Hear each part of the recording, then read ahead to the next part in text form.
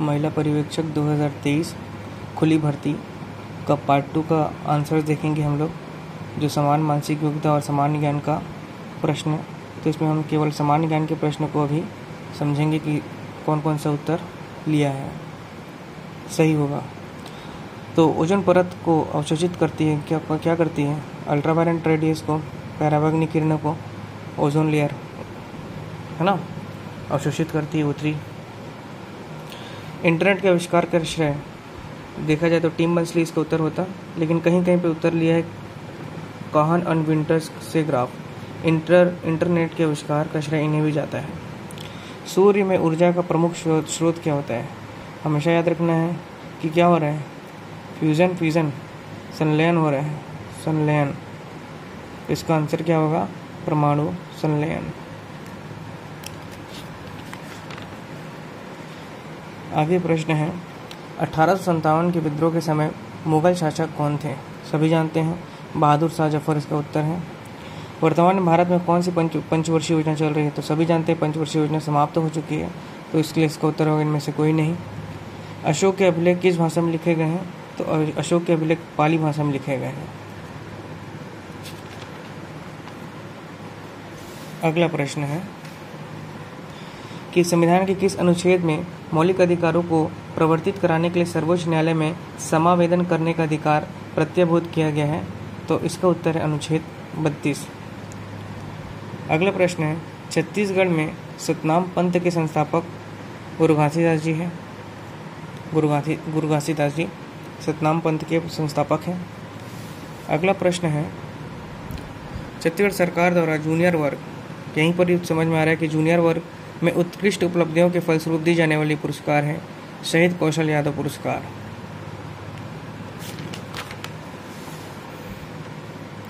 अगला प्रश्न है ऊनी कपड़े शरीर को गर्म रखते हैं क्योंकि ऊन ऊष्मा का कुचालक है, इसलिए ऊष्मा को बाहर नहीं जाने देता और उसे अवशोषित करके रखता है। अगला प्रश्न है भारत में लौह पुरुष के नाम से सरदार वल्लभ भाई पटेल जी जाना जाते हैं। 31 अक्टूबर को मनाया जाता है unity day. Okay, unity day मनाया जाता है 31 अक्टूबर को। महानदी का उद्गम स्थल धमतरी के सिहावा से होता है। अगला प्रश्न है छत्तीसगढ़ प्रदेश का पहला FIFA federation international football association से मान्यता प्राप्त सिंथेटिक फुटबॉल ग्राउंड कहाँ पर है? तो इसका उत्तर है जगदलपुर, बस्तर का जगदलपुर। इंदिरा प्रियदर्शनी स्टेडियम छत्तीसगढ़ जगदलपुर इसका उत्तर है। अगला प्रश्न है भारत के महान्यायवादी के विषय में सही क्या है? महान्यायवादी अटॉर्नी जनरल, तो ये लोकसभा और राज्यसभा की कार्यवाहियों में भाग ले सकता है, बिल्कुल सही बात है। दूसरा है वह संसद के दोनों सदनों की संयुक्त बैठक में भाग ले सकता है लेकिन मत नहीं दे सकता। अगला प्रश्न है छत्तीसगढ़ में बेरोजगारी भत्ता 2023 के संबंध में असत्य कथन कौन सा है? तो असत्य की बात कर रहा है। तो प्रति माह 25 रुपये हमारी सरकार दे रही है, सही बात है। न्यूनतम शैक्षणिक योग्यता 12वीं पास, ये भी सही चीज़ है। 1 अप्रैल को रोजगार कार्यालय में 3 वर्ष पहले पंजीयन, नहीं 3 वर्ष पहले नहीं, 2 वर्ष पहले का पंजीयन जीवित मांगा है।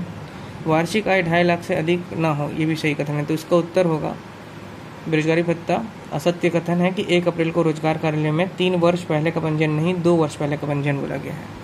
भारत में कौन सा क्षेत्र सबसे अधिक रोजगार प्रदान करता है? तो भारत की बात है तो भारत हमारा कृषि प्रधान राज्य है, इसका उत्तर कृषि होगा।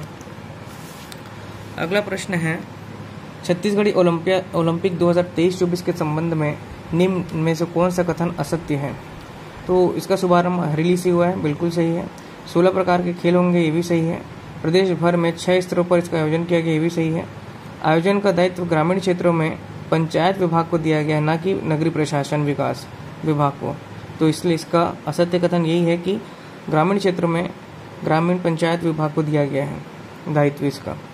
अगला प्रश्न है छत्तीसगढ़ के किस मंदिर में मंदिर कॉरिडोर बनाने का कार्य चल रहा है? तो माता दंतेश्वरी माता का मंदिर दंतेवाड़ा का, जहाँ पे कॉरिडोर बनाने का कार्य चल रहा है। अगला प्रश्न भारतीय अर्थव्यवस्था के द्वितीय क्षेत्र में कौन सा सेक्टर शामिल नहीं है? सभी जानते हैं, इसका उत्तर है खनन तथा उत्खनन। ये प्राइमरी सेक्टर में आता है। कृषि, जल इत्यादि के साथ खनन और उत्खनन को भी प्राथमिक क्षेत्र में रखा गया है। अगला प्रश्न है, सूडान में गृह युद्ध के दौरान भारतीय समुदाय के लोगों को बाहर निकालने हेतु कौन सा अभियान चलाया जा रहा है? तो इसका उत्तर है ऑपरेशन कावेरी। कावेरी चलाया जा रहा है, ऑपरेशन कावेरी। सतत विकास, सस्टेनेबल डेवलपमेंट गोल्स, कितने लक्ष्य रखा गया है? तो 17। तो इसका उत्तर हो गया 17। अगला प्रश्न है, कौन घोषित करेगा कि लोकसभा का एक सदस्य विकृत हो गया है? तो सक्षम न्यायालय ही करेगा। लोकसभा का एक सदस्य विकृत या पागल हो गया है ना, तो उसका निर्णय कौन करता है? सक्षम न्यायालय। G20 का 18 सम्मेलन अभी हमारे इंडिया में ही चल रहा है, न्यू दिल्ली। वर्तमान में छत्तीसगढ़ कितने राष्ट्रीय उद्यान है? तो 3 हैं, सभी जानते हैं। अगला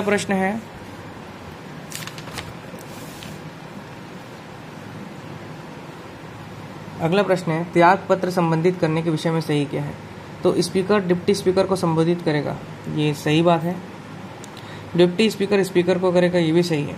राज्यसभा का सभापति उपसभापति को संबोधित करेगा, तो ये गलत बात है, क्योंकि राज्यसभा का सभापति मतलब उपराष्ट्रपति, उपसभापति को संबोधित नहीं, वो राष्ट्रपति को करता है, तो ये गलत हो गया। राज्यसभा के उपसभापति सभापति को करता है, बिल्कुल सही। तो इसका उत्तर होगा 1, 2 और 4। 1, 2 और 4 डी। वीर नारायण सिंह कहाँ से थे? सोना खान जमींदार, बलौदाबाजार से। अगला प्रश्न है हमारा, नामसाई घोषणा का संबंध असम और अरुणाचल प्रदेश से है। नामसाई घोषणा का संबंध किससे है? असम एवं अरुणाचल प्रदेश से है। चक्रधर समारोह का आयोजन रायगढ़ में होता है।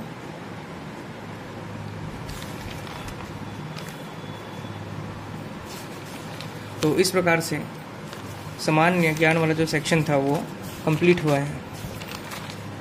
आगे हम मैथ्स रीजनिंग के